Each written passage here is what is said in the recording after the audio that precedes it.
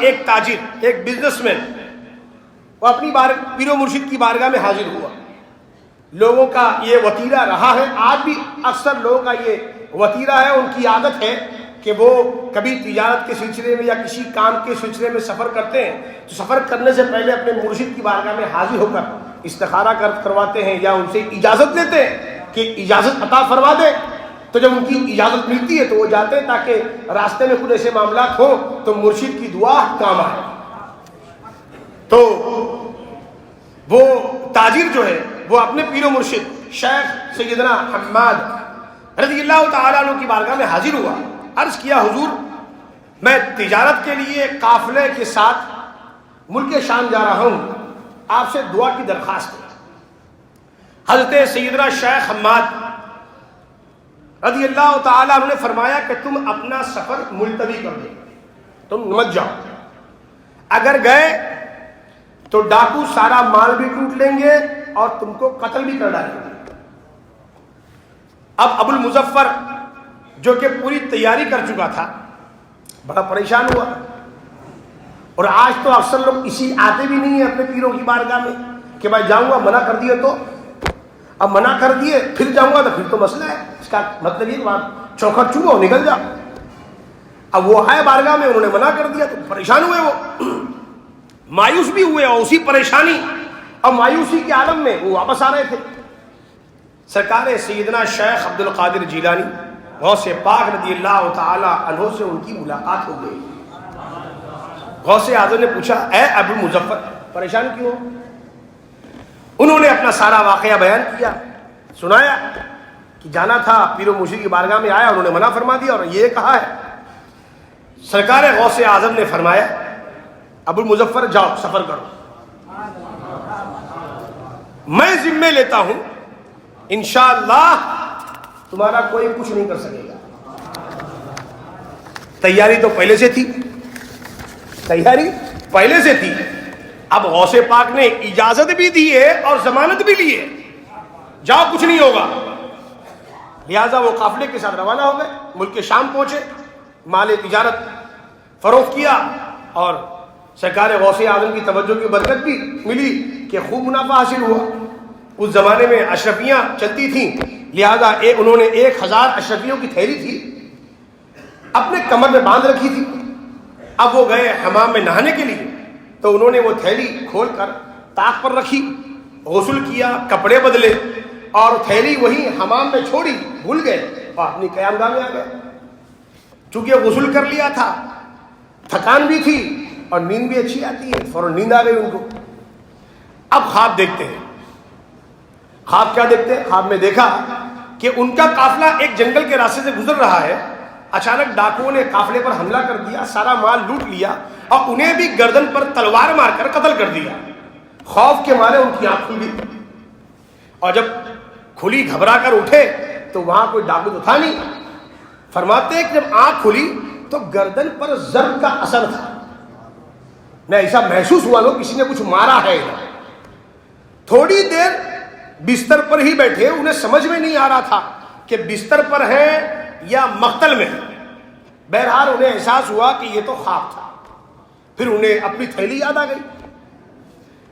اب سوچئے کہ کسی کی جمع پونجی غائب ہو جائے تو ظاہر ہے اس پر کیا کیفیت ہوگی. پورا مال تجارت کا نفع جو تھا وہ سب اس کے اندر.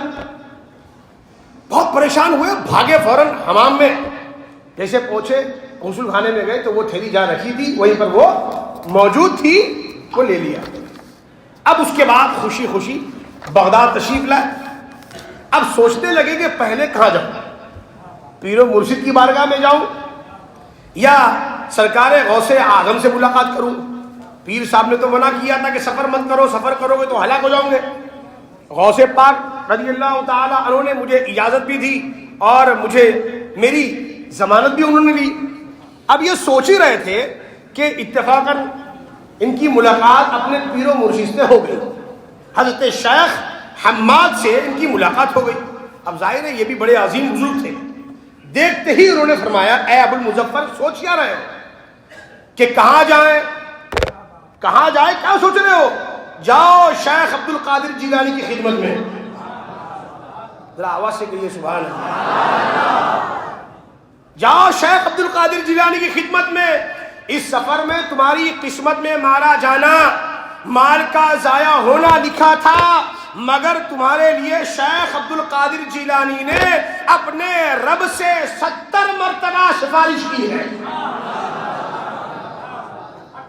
تو وہ جو ہلاکت اور مال کا ضائع ہونا لکھا تھا، شیخ کی سفارش اور دعا سے اسے رب نے خواب پر ٹال دیا. ابو المظفر کہتے ہیں کہ میں جب سرکار غوث اعظم رضی اللہ تعالی عنہ کی بارگاہ میں پہنچا تو دیکھتے ہی شیخ نے فرمایا کہ حضرت شیخ حماد نے جو کہا ہے بالکل سچ فرمایا ہے. خدا کا جو ولی ہوتا ہے وہ اللہ کے نور سے دیکھتا ہے.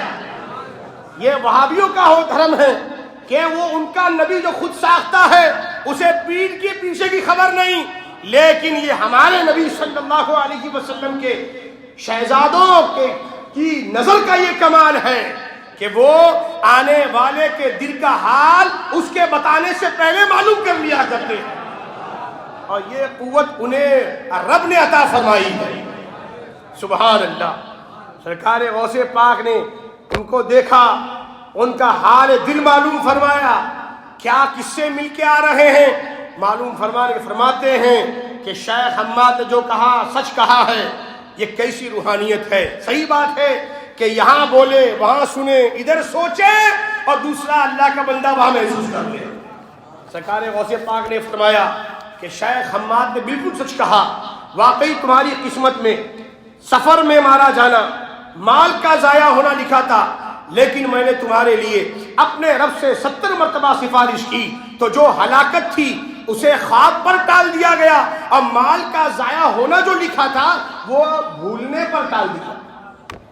اسی لیے بعض صوفیاء کرام نے فرمایا کہ جو سرکار غوث اعظم بڑے پیر رضی اللہ تعالیٰ عنہ کے سلسلے قادریہ میں داخل ہے، جو حضور غوث اعظم سے عقیدت اور محبت رکھنے والا ہے، اگر وہ ایسا کوئی خواب دیکھے تو وہ یہ جانے کہ ایسے ہونے والا ہوگا، غوث پاک کے کرم سے خواب پر ٹل گیا.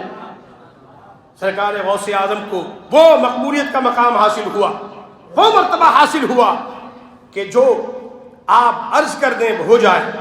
دعا کریں اللہ تبارک و تعالی ہمیں غوث اعظم کا سچا پکا غلام بنائے رکھے.